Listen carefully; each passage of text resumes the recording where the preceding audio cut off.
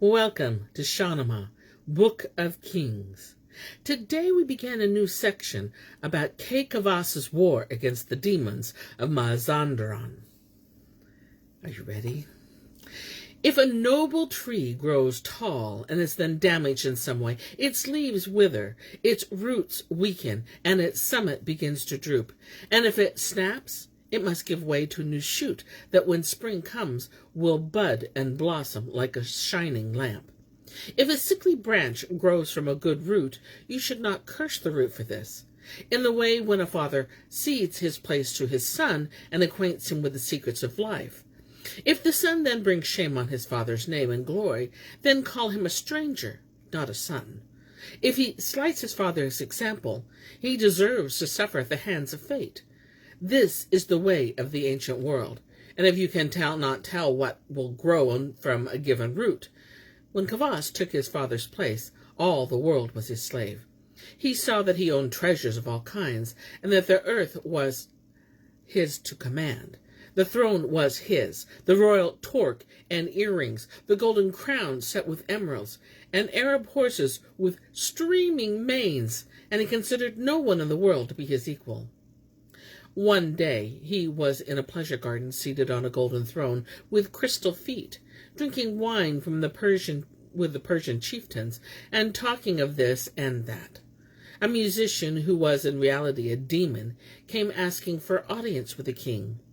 He said, "I'm renowned in Mazanderan for my sweet voice. If I'm worthy to appear before the king, let me approach his throne."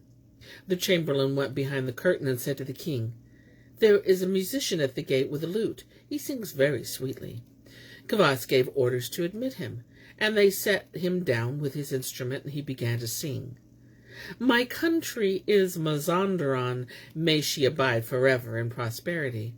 Her gardens bloom with roses all year long, wild hyacinths and myriad tulips throng. Her mountain slopes, her climate sweet and clear, not hot, not cold, but springtime all the year. Her perfumed air revives the soul, it seems. Rosewater rushes in her mountain streams, and every month wild tulips can be seen, dotting the hillsides and the meadows green. Her serving girls are lovely to behold, and there's good hunting there, and wealth and gold." When Kavus was listening to this song, he conceived the idea of conquering Mazanderan with his army. He said to his warriors, "We've spent our time feasting, and while a brave man idles his time away, weak enemies grow strong. My throne is greater than that of Jamshed or Zahok or Kekobad, and my justice is greater than theirs.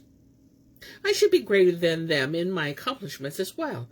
A king should be ambitious to conquer the world." When the nobles heard what he had said, none of them approved. They frowned, and their faces turned sallow. None of them had any desire to make war on demons. No one said anything openly, but they sighed in silence. Tush, Gudars, Keshvad, Kiv, Karad, Gorgon, and Bahram said, "We are your slaves, and tread the earth at your command." But later they sat together and discussed the king's words. What kind of calamity is this?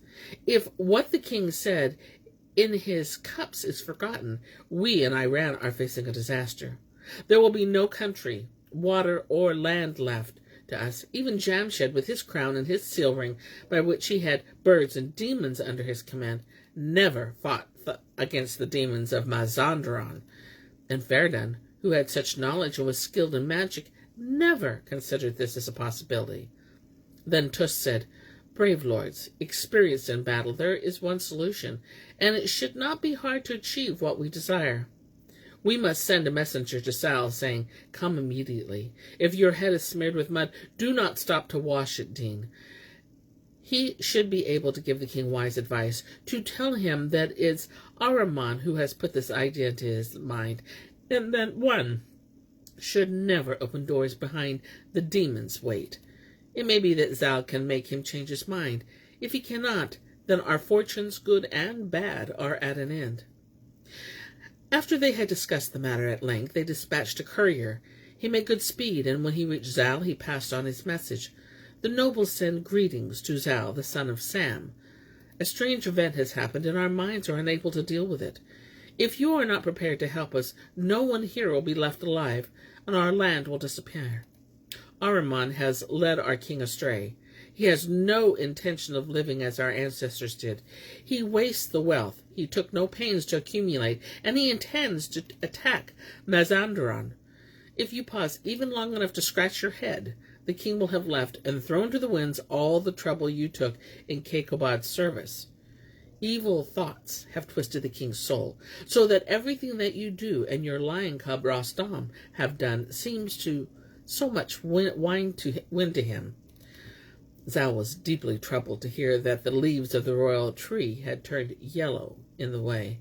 He said, Kavus is an arrogant man who has not experienced the heat and cold of this world. A king should be someone who has whose head the sun and moon have passed for many years. He thinks nobles and commoners alike tremble before his sword, and it will be no surprise if he pays no attention to my advice, and forget my loyalty to the king. Neither God, nor the king, nor Iran's heroes will approve of me. I will go to him and give him what advice I can. It will be best for him if he accepts it, but if he insists on what he has decided, the roads are open, and Rostam will be there with the army. Zal spent the long night deep in thought, and when the sun raised its crown above the horizon, he set off with his chieftains to the king. News reached Tus, Godars, Giv, Bahram, Gorgon, and Roham that Zal was approaching Iran, and that his banner was now visible. The army's commanders went out to meet him, calling down blessings on him, and conducting him to the court. Tus said to him, We are grateful that you have decided to help Iran's nobles, and are going to this trouble on our behalf. We all wish you well, and are filled with respect for the glory of your crown. Zal replied, When a man has lived for some years, he remembers the advice of his elders, and this is why the heavens deal justly with him. We should not withhold our advice from Kavus, because he certainly needs it. If he ignores the wisdom of what we suggest, he will live to regret it. With one voice they replied, We are at your command, and consider no one else's advice to be of any value compared to yours. The group entered the court with Zal going ahead, and the other nobles with their golden belts following him. When Zal saw Kavus sitting in state on the throne, he bent his arm submissively across his chest and lowered his head. He said, Lord of the world, whose head is lifted higher than those of all other noblemen and chieftains, no one has seen a king like you occupy the throne, or a crown like yours, and the heavens have never heard of good fortune like yours. May all your years be filled with victory and prosperity, your heart always filled with knowledge, your head with wisdom. The king made much of him and set Zal beside him. He asked him about the difficulties of his journey, about news of the heroes of his land, and about Rostam. Zal said to the king, May you live victoriously and happily. Your good fortune make all them prosperous, and they rejoice proudly in your patronage. Then he began to speak respectfully of the matter at hand, and said, The days pass over us, and the heavens revolve over the dark earth. Manucher has left this splendid world, leaving behind treasures and palaces. And we also remember Zav, Nozar, and Kaikobad. These kings with great armies and commanders never thought of attacking Mazanderan. It is a land of demons, wizardry, smooth lies and spells and secret sorceries. If you attack them, you won't see again. The gold you throw away, or the men, no one has conquered them. No, not by any stealth, or by invasion or corrupting wealth. Forget the conquest of Mazanderan. No king has ever thought of such a plan. These chieftains are your subjects, but like you, they are slaves of the god in all they do. Don't shed their noble blood, or out of greed plant in the ground's ambitious evil seed, because it grows into a tree whose roots and lefty branches nourish loathsome fruit. Kavus replied, I don't need your thoughts on this matter. I have more strength, glory, and wealth than Jamshad or Feridun, and I have a greater army and more courage and treasure than Manucher or Kaikobad, who never considered attacking Mazanderan. The world is ruled by my sharp sword. You drew your sword and conquered the earth, and why should I not show the world what I can do? They will submit to me, or I shall force them to do so with the power of my sword.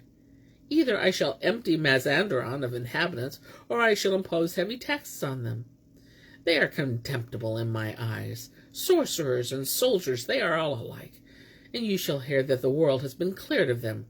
Stay behind them with Rostam and Persia's protector. The world's creator is my ally, and those demon heads are my prey. If you will not help me in this war, at least do not tell me to reconsider my plans."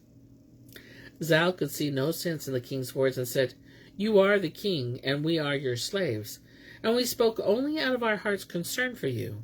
Whether you speak justly or unjustly, we must breathe and walk according to you. I have said the things I should say and the things that were in my heart. A man cannot draw death forward from his own body, or seal up the world's eyes with a candle, or escape from necessity by holding back from it. Even the king cannot do these three things. May the shining world favor you, and may you never recall my advice. May you not regret your actions, and may your heart be wise and bright with faith." Then Zal quickly bade the king farewell, his heart clouded with anxiety by the news of the king's departure.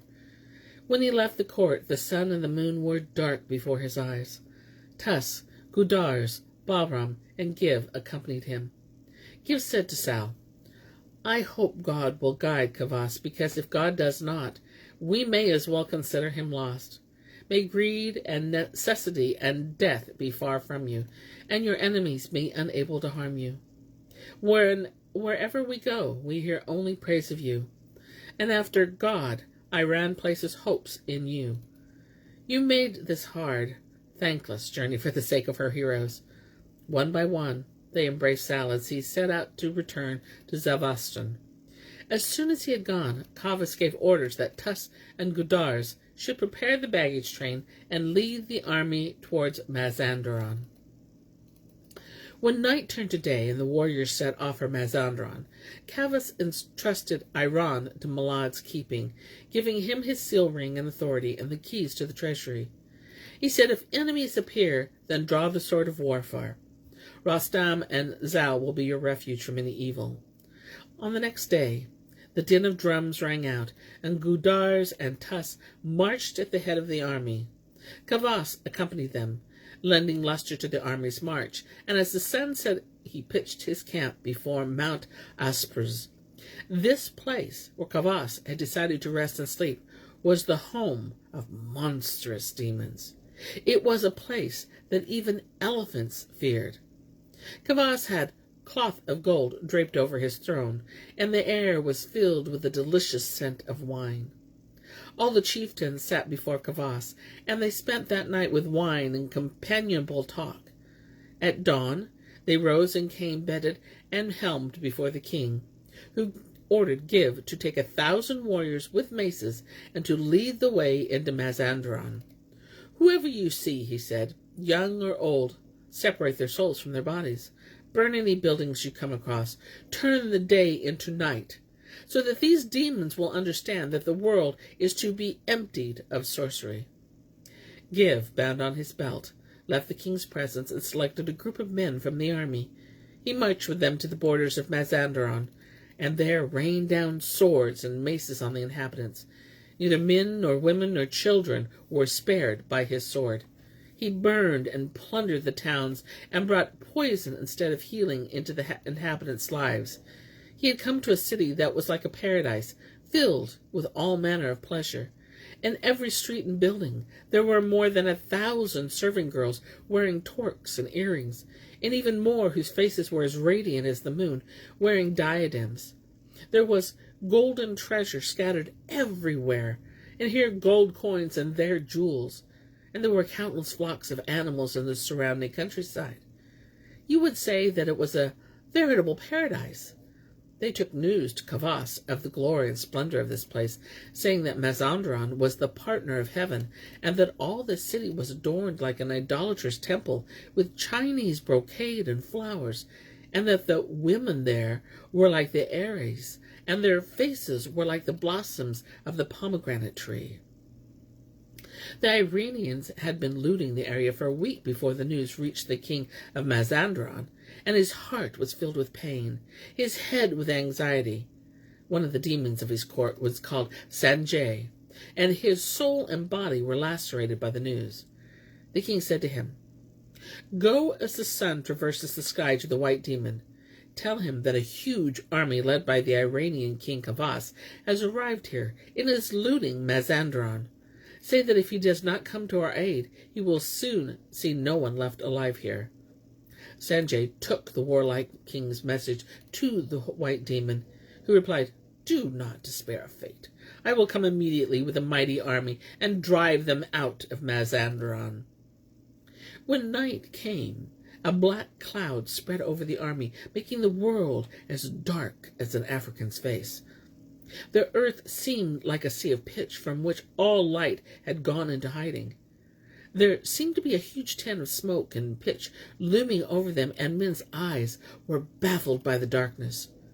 When night had passed and day came, the eyes of half the men in the Persian army were darkened, and their leaders' heads were filled with fury against the king.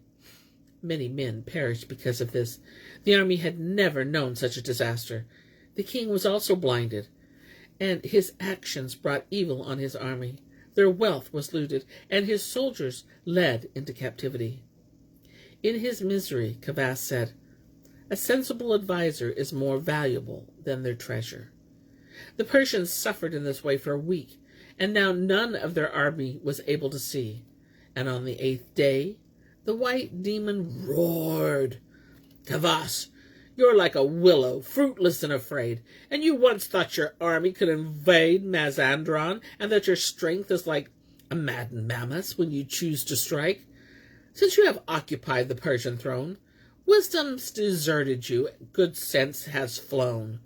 Here is the end of everything you sought. Here is the punishment for which you fought." Then he chose 12,000 demons with daggers and set them to guard the Persians, filling their chieftains' minds with grief. The demons led them on a handful of bran, so that their days were filled with suffering, and took all the king's treasures, including his crown, set with rubies and turquoises, and gave them to Mazanderan's army commander, Arshang. The white demon said to him, "Tell the king that he need talk no more about Ahriman. The Persian king and the army will never look on the bright sun and the moon again. I have not killed them, but only so that they will know how pain differs from pleasure. They will die slowly, groaning to despair, and no one will pay any attention to their complaints." When Arshang heard this message, he set off for the king of Mazanderan, taking the Persian warriors as prisoners, and their treasures and horses with fine trappings as plunderings. Then, sick at heart, Kavus sent a warrior to go quickly as a flying bird or wind-blown smoke to Zal and Rostam, into Zavolastan, and to say to them, "Fortune has dealt me a heavy blow, and dust has dimmed my throne and crown. The turning heavens have given my wealth and my army of famous warriors, as splendid as roses in springtime, to the demons. The one you said would come has borne everything away. Now my eyes are darkened, and my fortunes are confused. My royal head is bowed with weariness, wounded in Ahriman's clutches. My wretched body gives up its soul when I remember the advice you gave me. Cold sighs rise up from within me. I did not act wisely. I did not follow your advice, and my lack of wisdom has brought disaster on me. If you do not come to help me now, all that we have gained will be lost." The messenger told Zal all he knew, and all he had seen and heard. Zal clawed at his skin in grief, but he said nothing, either to friends or to enemies. In his heart he saw clearly the evils that Kavus was suffering from far away.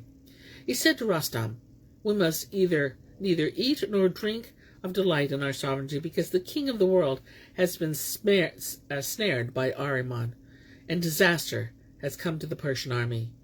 You must saddle Rakish and grasp your sword for vengeance. Fate has brought you up for this day. In this battle against Ahriman, you must not rest or draw breath. Cover your chest with your tiger skin, and drive all thoughts of sleep from your mind. What man who has seen your lance can feel easy in his soul? If you fight against the sea, it is turned to blood, and at the sound of your voice mountains crumble to the plains. Arshang and the white demon must have no hope of escaping from you with their lives. Your heavy mace must smite the neck of the king of Mazanderan and shatter it in pieces. Rostam replied, The way is long. How shall I go without soldiers to accompany me? Zal said, There are 2 ways there from this kingdom, and both are filled with difficulties and dangers. One is the way that Kavus took, the other lies through the mountains, and you will take 2 weeks. You will meet the lions and demons in darkness, and your eyes will be bewildered by what they see. If you take the shorter way, you will come on monstrous things, and may God come to you in your aid then. It is a hard way, but set Raksh along it, and you will survive its perils, and the dark night until daybreak. I will say prayers to God that I shall see your shoulders and chest again, and your sword and mace in your hand. And if God wills that a demon turn your days to darkness, can any man avert this from you? What comes to us must be endured. No one can stay in this world forever, and even if he remains here for a long time, he is finally summoned to another place. If a man leaves behind him a notable reputation, he should not despair when he has departed. Rostam replied to his father, I have bound my belt on in readiness to obey you. The great warriors of the past did not choose to walk into hell, and those who are not tired of life did not choose to face ravening lions.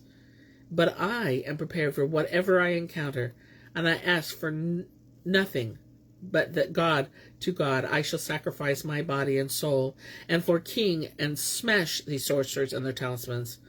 I shall rescue the Persians who are still living, and I will leave neither Arshang, nor the white demon, nor Sanji, nor Kulad, Gandhi, nor Bid alive. I swear by the one God, who has created the world, that Rostam will not dismount from Raksh until he has bound Arshang's arms in a rock-like knot, and placed a yoke on his shoulders, and Raksh has trampled Kulad's head and brains beneath his hoofs. Zal embraced Rostam and invoked many blessings on his head. Rostam, with his cheeks flushed and his heart firm in its resolve, mounted Raksh. Rudabeh came to her son, her face wet with tears, and Zal, too, wept bitterly over them. They bade him farewell, not knowing whether they would ever see him again. So passes the world, and a wise man knows of its passage, and with every day that goes by, your body becomes more free of the earth's evil. And here's where I end my tale for today. Till tomorrow, when I bring you many more tales. Until then,